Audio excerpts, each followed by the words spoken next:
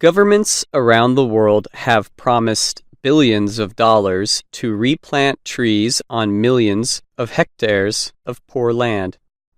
What is missing are the businesses to make this happen. A new report by the World Resources Institute says it wants to solve this problem.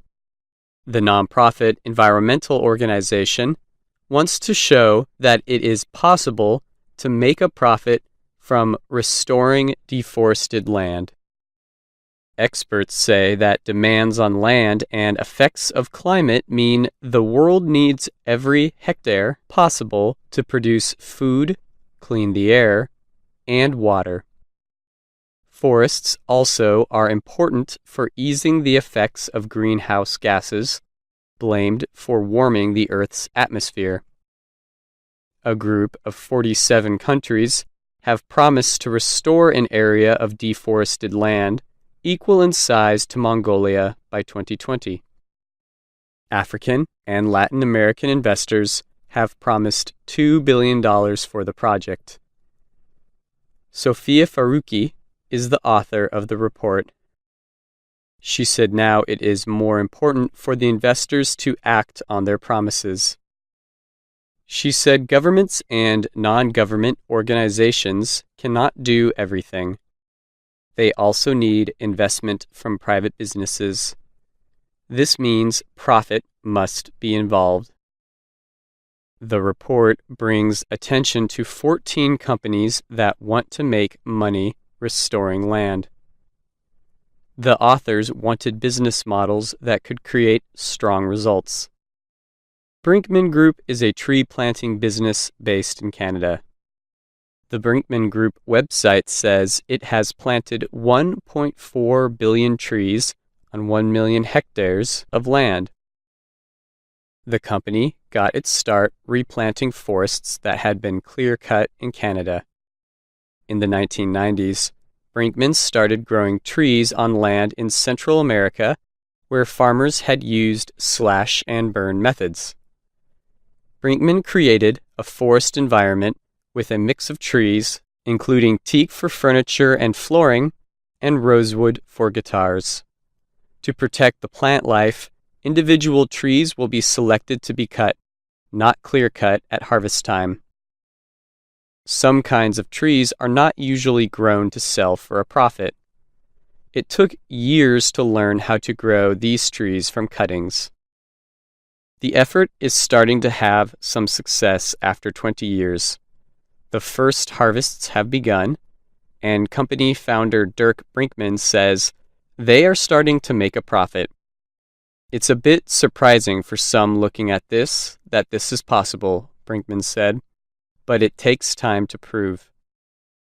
Other companies included in the report are lowering the cost of restoration. Biocarbon engineering flies drones that plant trees. Drones are faster and cheaper than replanting by hand, the company says. They can also go to difficult-to-reach places. Other companies have invested to support their current products. One example is Guayaki, a company that sells tea made from a plant that grows in the shade called yerba mate. The company says it has planted 500,000 trees in a deforested part of Brazil's forest to shade its important crop. The report also includes some new business models. A major cause of deforestation in Africa is the growing demand for building materials and charcoal. To solve this problem, a company based in Kenya called Komaza gives small farmers tree seedlings to plant on unused parts of their land.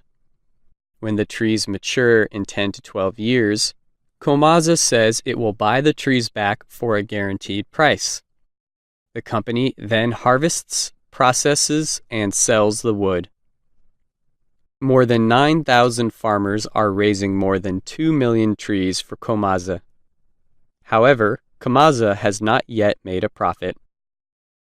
Aisha Wagle is president of Komaza.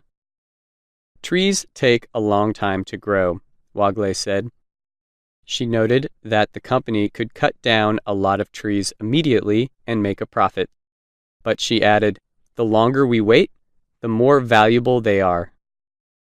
The report's author, Sofia Faruqi, says the long wait to make any money is one of the problems for some investors.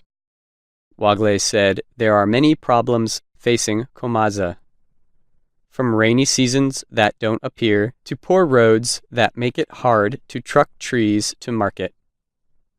Other difficulties include unclear land ownership in many developing countries, which makes investing in farmers and land restoration risky.